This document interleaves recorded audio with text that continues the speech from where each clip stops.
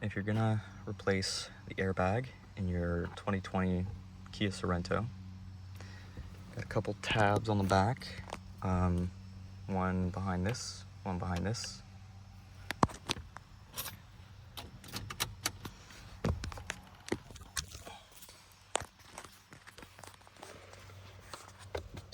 It is this right here.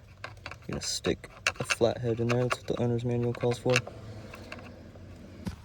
When you stick the screwdriver in that hole back there, it's gonna come through like this. You're gonna push a little bit in and pull down towards, pull up, which pushes the screwdriver down towards the steering column on both sides. You got the top, and then there's a bottom one. I would rotate the steering wheel so that this one is up here, but just showing you, goes in like that, and then you push towards the steering column. And then the one on the bottom is really tricky. That white clip goes in the metal hook right here, and you need to bend that clip inwards towards the nut right here, towards the steering column. So you want to be kind of at an angle like this, which looks like this from the outsides.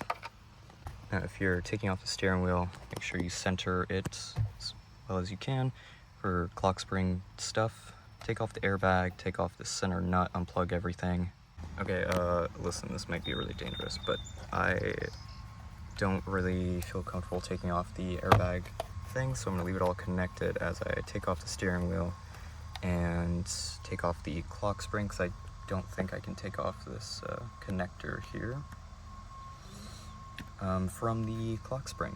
So I'm gonna try that. I'll let you know if the airbag explodes. I took it off and it didn't explode yet. Okay, I think we're doing good. We got the new levers on. Other side was working fine. I just gotta plug everything back in, torque this down somehow, and put everything back together. So one last thing about the Kia Sorrento, and I think this is why they kind of suck, to be honest. It was a 2020 Kia Sorrento, and it got broken into, the ignition was messed with, and the wiper switch was messed with and stuff like that. I'm like taking everything apart, and I'm like, oh, I don't know if I can do this job because the security reasons, basically. Like, you can't just plug in a different key into a new car and make it work, even if you replace the ignition and everything like that.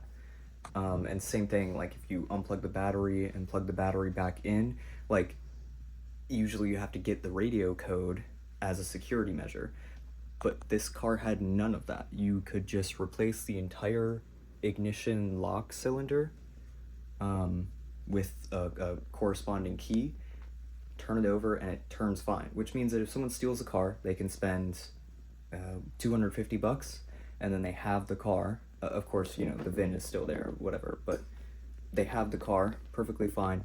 Again, someone can also steal the radio, and there's no issue there. There's no security measure whatsoever. So like, and that's a 2020. My 2006 has all of those security features. There's no reason not to implement those security features other than cost, and the cost of these cars are not that smaller than the cost of cars that have security features like this, same year features, other features, whatever else, you know. So for me, it's a reason to stay away from Kia cars in general, because they're just more likely to get stolen. And I'm surprised that insurance costs haven't caught up with that fact either. Maybe they have, I don't know.